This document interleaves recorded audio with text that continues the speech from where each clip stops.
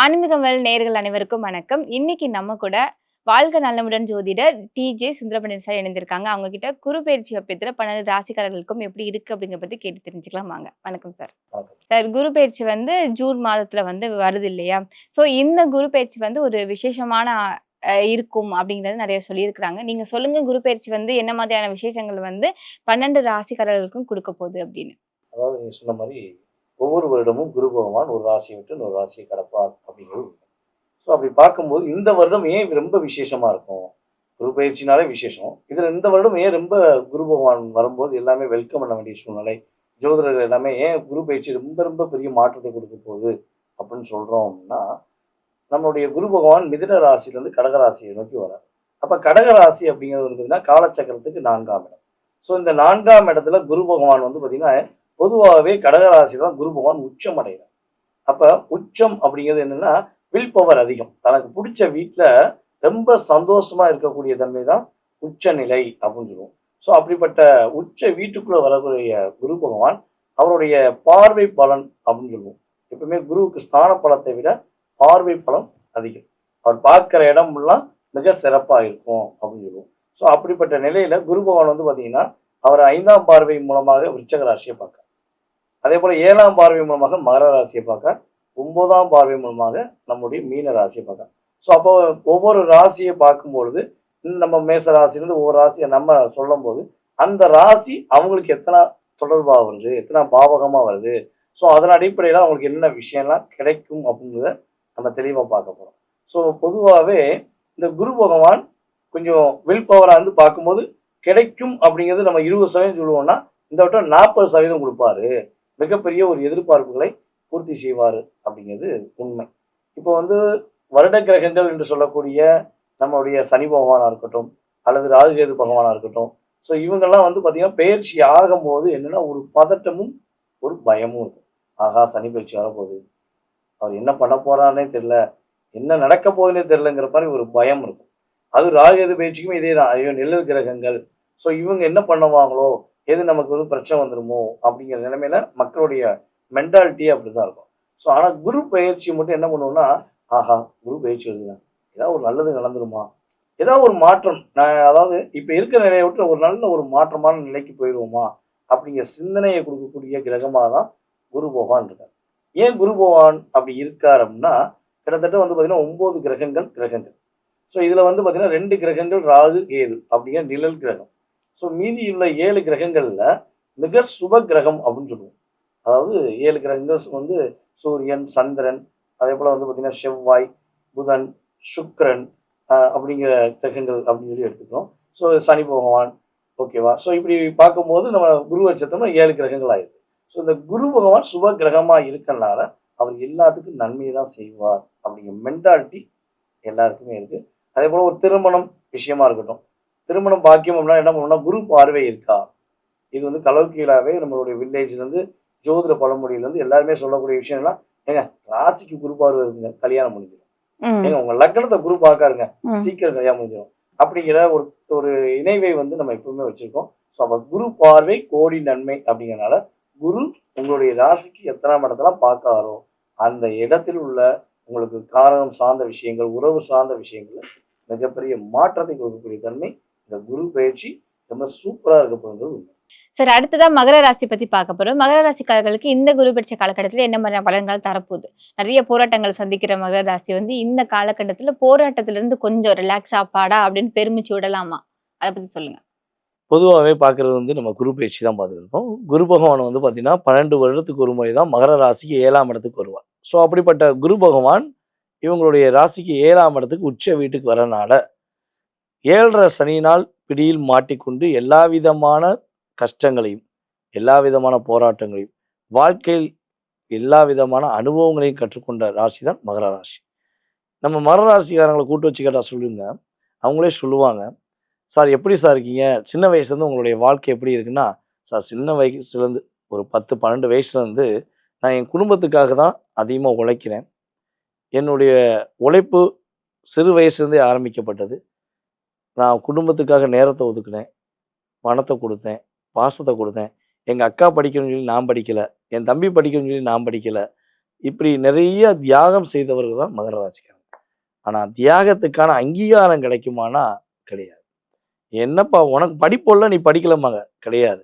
மகர ராசி அறிவில் சிறந்தவர்கள், அற்புதமான ஆற்றல் கொண்டவர்கள், ஒரு விஷயத்தை யோசித்து பார்த்தாங்கன்னா அதை பக்காவா முடிவெடுக்கக்கூடியவர்கள், பல போராட்டங்கள் பல சிக்கல்கள் இவங்க கையில கொடுத்தா அது சிக்கலே இல்லாம சிரமப்படாம கூட இருக்கவங்க வாழ்றதுக்கு பிளான் போட்டு கொடுக்குறவங்க மகர ராசிக்காரங்க. ஸோ அவ்வளோ திறமைகள் இருந்தும் மற்றவர்களுக்காக விட்டு கொடுத்தனால தான் படிப்பை இழந்திருப்பார்கள், மற்றவர்களுக்காக விட்டு கொடுத்தனால தான் வாழ்க்கையை இழந்திருப்பார்கள் அப்படிங்கிறது உண்மை. ஸோ இப்படிப்பட்ட நிலையில எல்லா போராட்டங்களிலிருந்தும் வெளியே வந்து குருவுடைய அருள் டைரக்டா இவங்களுக்கு ராசிக்கு 7ஆம் இடத்துல வந்த குரு 7ஆம் பார்வையை இவங்களை பார்க்கறனால மகர ராசிக்காரங்க இனிமேல் தான் மகிழ்ச்சியா இருக்க போறாங்க. ரிஷப ராசிக்காரங்கள் எப்படி ஒரு ஒரு வாழ்க்கையில் ஒரு ஏற்றத்தை சந்திப்பார்களோ அதே மாதிரி நம்ம மகர ராசிக்காரங்களும் இந்த குரு பயிற்சிக்கு அப்புறம் மிகப்பெரிய மாற்றத்தையும் மிகப்பெரிய மகிழ்ச்சியும் சந்திக்கக்கூடிய பாக்கியம் கிரக ரீதியாக உண்டு. ஸோ அதே போல் மகர ராசிக்காரங்க நினைப்பாங்க இன்னுமே நம்ம ஏறக்கூடாது ஏமாறக்கூடாது, யார்கிட்டையும் வந்து நம்ம ஏமாந்ததெல்லாம் போதும், இன்னுமேலேருந்து நம்ம தெளிவாக இருப்போம். நைட் தூங்கும்போது யோசித்து தூங்குவாங்க, இனிமேல் வந்து நம்ம நமக்காண்டி வாழ போகிறோம், நம்ம வேலையை பார்க்க போகிறோம், குடும்பத்துக்கு சேர்த்து வைக்க போகிறோம், இப்படி தான் இருப்போம்னு நினைப்பாங்க. காலையில் வந்து கதை தட்டுவாங்க, இவங்களுக்கு வேண்டாதவன் கூட இருக்கவன் கதை தட்டுவான், எனக்கு ஒரு பிரச்சனைம்மா, இவங்க நினச்சதை ஃபுல்லாக டெலிட் பண்ணிட்டு அவங்க பிரச்சனையை நோக்கி பயணிக்க ஆரம்பிச்சிடும். ஸோ இப்படியே வாழ்க்கையை தொலைச்ச மகர ராசி இனிமேல் இவங்க நினைக்கிற விஷயத்த நினைக்கிற மாதிரி முடிக்கக்கூடிய பாக்கியம் உண்டு. இவங்களுடைய செயல்பாடுகளில் இனிமே தான் இவங்களுடைய உண்மையான அன்பை உண்மையான உறவை புரிந்து கொண்டு பல அன்பர்கள் இனிமே உண்மையாக இருக்கக்கூடிய பாக்கியம். ஏன்னா இவ்வளோ நாட்கள் வந்து மகர ராசிக்காரங்க மற்றவங்க நடிக்க தான் செஞ்சுருப்பாங்க. ஸோ இனிமே ரியலாகவே இவங்களுடைய உண்மையான அன்பை புரிந்து கொண்டு மற்றவர்கள் பயணிக்கக்கூடிய வாய்ப்பு சூப்பராக இருக்குது. Okay sir. புதிய முயற்சிகள்லாம் உங்களுக்கு கை கொடுமா சார்? இல்லைன்னா வியாபாரம் பண்ணிட்டு இருக்கவங்க, தொழில் பண்ணிட்டு இருக்கவங்க அதுல ஒரு முன்னேற்றம் கிடைக்குமா சார்? மகர ராசி அன்பர்களுக்கு 3ஆம் இடம் அப்படின்னு சொல்லக்கூடிய மீன ராசியில ராசியின் அதிபதியான சனி பகவானே உட்கார்ந்துருக்காரு. இவங்க முயற்சி எடுக்காமலாம் கிடையாது, சிறு வயதுலேருந்து முயற்சி எடுத்துக்கிட்டே தான் இருக்காங்க. இப்போ கரண்ட் பொசிஷனில் கூட நிறைய முயற்சி எடுத்திருப்பாங்க. ஒரு 60-70% கொண்டு போயிட்டே இருக்கும்போது இவங்க வாய் ஒரு ஓட்ட வாயின்னு நான் சொல்லுவேன். ஏன்னா இவங்களால மனசுக்குள்ளே ஃபுல்லாத்தையும் வச்சிருக்க முடியாது. என்ன பண்ணுவாங்கன்னா கூட இருக்கவங்ககிட்ட நான் இதை செய்ய போகிறேன் தெரியுமா, நான் இதை பண்ண போகிறேன் தெரியுமா அப்படிம்பாங்க. அப்படியா நீ பண்ண போறியா அப்படின்னு ஒரு வார்த்தை அவங்க கேட்டாங்கன்னா இவங்க பண்ணுறது ஃப்ளாப். இவங்க இத்தனைக்கும் ஸ்கெட்ச் போட்டு வச்சுருப்பாங்க, இந்த இடத்துல இந்த இடம் இந்த இடத்துல இந்த இடம் பக்காவாக பண்ணுறேன்னு. அது அப்படியே கண் திருஷ்டினால் அடியாயிரும். ரிஷபராசியும் மகர ராசியும் கன்னி ராசியும் தான் கண் திருஷ்டியில் அடி வாங்குறதுல முதல் ஆளுகள். இவங்க அந்த விஷயங்களில் கொஞ்சம் நிதானமாக இருக்கணும். அப்படிப்பட்ட நிலையில் இவங்களுடைய முயற்சியில் பக்கா பிளான் இருந்தாலும் 60-70% கொண்டு போய் நான் முயற்சியில் முடிச்சேன்னு சொன்னாங்கன்னா அது அதிசயம். ஸோ அப்படிப்பட்ட நிலையில் இனிமே தான் இவங்க முயற்சிகளெல்லாம் வெற்றி பெறப்படும். இவங்க என்ன விஷயத்துக்கு முயற்சி எடுக்காங்களோ அதில் மிகப்பெரிய மாபெரும் வெற்றியை பெறக்கூடிய பாக்கியம் குருவுடைய அருளால் ஏற்பட போது. மகர ராசி அன்பர்களுக்கு திருமண பாக்கியம் உண்டு. மகர ராசி அன்பர்களுடைய இளைய சகோதர சகோதரி, மூத்த சகோதரி சகோதரி அவர்களுக்கு ஏதேனும் திருமணம் முடிக்கணும் காத்திருந்தாங்கன்னா அவங்களுக்கும் திருமணம் நடத்தக்கூடிய பாக்கியம் கிரக ரீதியாக உறுதியாக ஏற்பட போகுது. இன்னொரு விஷயம் வந்து பார்த்தீங்கன்னா, சார் கல்யாணம் முடிச்சிட்டேன் சார், திருமண வாழ்க்கையில் டைவர்ஸ் ஆயிடுச்சு, என்னுடைய மனைவி என் கூட இல்லை, என் கணவர் என் கூட இல்லை, இப்போ எனக்கு 2வது திருமணத்துக்கான முயற்சி எடுக்கலாமா, இல்லை நான் வாழ்க்கையில் இப்படியே வாழ்ந்துருவேனா, ஏமாற்றத்தை சந்திச்சுக்கிறதுனால இதுவும் ஏமாற்றம் ஆயிருமா அப்படின்னு நினைக்கக்கூடிய மகர ராசிக்கு 2வது வாழ்க்கை துணை உறுதியாக குருவுடைய அருளால் இவங்க எதிர்பார்க்கும்போது அது இப்போ காலகட்டங்களில் கண்டிப்பாக கிடைக்கும். கல்யாண வாழ்க்கை சூப்பராக இருக்கும் அப்படிங்கிற சொல்லலாம். தொழில் சார்ந்த விஷயங்கள் அப்படின்னு சொல்லி இருக்கும்போது இவங்க உழைச்ச உழைப்பு இந்த நேரத்தில் கரெக்டாக இவங்க பயன்படுத்தினாங்கன்னா மிகப்பெரிய கோடீஸ்வரர். இவங்க கையில் காசு இல்லைங்கிற வாழ்க்கை என்றைக்குமே வராது. ஆனால் இவங்க உழைப்பில் நிறைய இன்வால்மெண்ட் காட்டுறாங்க, அதில் ஃபுல் இன்வால்மெண்ட்டை பல பேர் எடுத்துக்கிறாங்க. அப்போ இனிமே இவங்க தொழில் சார்ந்த விஷயங்களை முழு அக்கறை செலுத்துனாங்கன்னா இவங்க உழைச்ச உழைப்புக்கான லாபம் இரட்டிப்பாக வருங்கிறத குருவுடைய அருளால் இவங்களுக்கு கிடைக்குங்கிறது உண்மை. சரி, மகர ராசியில இருக்க பெண்களோட குடும்ப வாழ்க்கை எப்படி இருக்கும் சார்? மகர ராசி பெண்களை ஒருத்தவங்க திருமணம் முடிக்காங்க அப்படின்னா அது யோகக்காரங்க மட்டும் தான் முடிக்கும். போன ஜென்மத்தில் நீ ஏதோ புண்ணியம் பண்ணியிருப்பாங்கய்யா, அதையா மகர ராசி பெண் உனக்கு கிடைச்சிருக்கா அப்படின்னு சொல்லக்கூடிய அளவுக்கு மகர ராசி பெண்கள் அன்பை வாரி வழங்கக்கூடியவர்கள், அள்ளி கொடுக்கக்கூடியவர்கள், அன்பை கொட்டி கொடுக்கக்கூடியவர்கள். அந்த அன்பை முழுமையாக புரிந்து கொள்ளாமல் மகர ராசிக்காரங்கள ஓவர் டிப்ரெஷன், பெண்களை வந்து ஓவர் டிப்ரெஷன் ஏற்படுத்தி ஓவரா காயப்படுத்தி மட்டம் தட்டம்னு நினைக்கும் போது தான் அங்கே செவ்வாய் வெளியே வருவார். அடிச்சு அப்படியே பிடிச்சிருன்னா நீ அடிக்க வர 2 அடி திருப்பி அடிச்சானா மகராசி பெண்கள் கை வச்சாங்கன்னா தெரிச்சு ஓடிடும். ஏன்னா கோபத்தின் வெளிப்பாடு பக்காவா இருக்கும். ஆனா என்னன்னா பெண்கள் அதை வேண்டாம், நம்ம விட்டு கொடுத்து போவோம், கொஞ்சம் பொறுமையா போகணும்னா நிறைய விஷயங்கள்ல தன்னைத்தானே மெழுகுவர்த்தி மாதிரி தீபத்தை எரிய விட்டுட்டு குடும்பத்துக்கு வெளிச்சத்தை கொடுத்துட்டு உருகி இருக்காங்க. எப்ப என் கணவர் என்னை புரிஞ்சுக்குவார், எப்ப என் கூட உள்ள உறவுகள் என்னை புரிஞ்சுக்குவான், எப்ப என் நட்பு என்னை புரிஞ்சுக்குவான் அப்படின்னு எதிர்பார்ப்போடு காத்திருக்கிற குடும்ப பெண்களா இருக்கட்டும், வேலை பார்க்குற சகோதரிகளா இருக்கட்டும், ஸோ யாரா இருந்தாலும் சரி, அவங்க லைஃப்ல இனிமேல் தான் மாற்றம் ஏற்படும். அவங்களுக்கான ஒரு அங்கீகாரம், அவங்களுக்கான ஒரு என்ன சொல்ற 1000 வாட்ஸ் வெளிச்சம் அவங்க லைஃப்ல கிடைக்கக்கூடிய பாக்கியம் கிரக ரீதியா உண்டு. Okay sir. மகர ராசிக்காரர்கள் இந்த காலகட்டத்துல கவனமா இருக்க வேண்டிய விஷயங்கள்லாம் என்ன சார்? மகர ராசிக்காரங்க பார்த்தீங்கன்னா 2ஆம் இடத்துல ராகு, 8ஆம் இடத்துல கேது. அப்போ பார்த்தீங்கன்னா உணவு பழக்க வழக்கங்கள் விஷயங்கள கவனமா இருக்கணும். எங்க போனாலும் அவசரப்பட்டு சாப்பிடுறது. மகர ராசி ஒரு இடத்துல பொறுமையா உட்காந்து சாப்பிட மாட்டாங்க.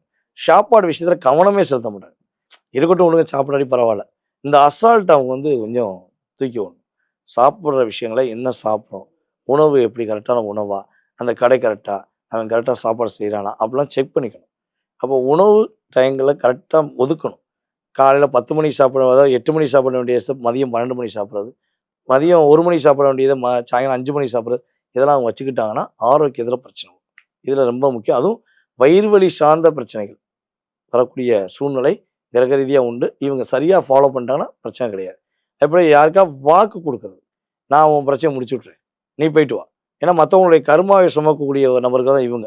ஏன்னா 10ஆம் இடம் காலச்சக்கரத்துக்கு 10ஆம் இடமா கர்மஸ்தானம். அப்போ மற்றவங்களுடைய கர்மாவை சுமக்காம உன் பிரச்சனை நீ பாருங்க, எனக்கு ஏற்கனவே பல பிரச்சனை இருக்குது, நீ கொஞ்சம் கோச்சிக்கிறாதீங்க அப்படிங்கிற வார்த்தையை பயன்படுத்தணும்.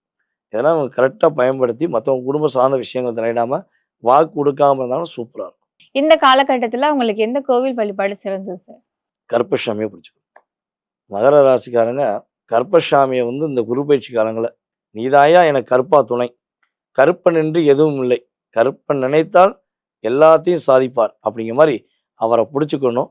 நம்ம மகர ராசிக்காரங்க இப்போ வீடியோ பார்க்குறவங்க மனசார கருப்பசாமியை அவங்க எப்படி வாழ்த்தணுமோ, அவரை எப்படி போற்றணுமோ, அவங்க கீழே கமெண்ட்ஸ் கொடுக்கும்போது கருப்பசாமி அவங்க கூடவே இருந்து அவங்களுக்கு எல்லா விதமான பிரச்சனையும் வெற்றி கொடுப்பார் என்பது உறுதி. நிறைய விஷயங்கள் சொன்னீங்க. ரொம்ப நன்றி சார். நன்றி.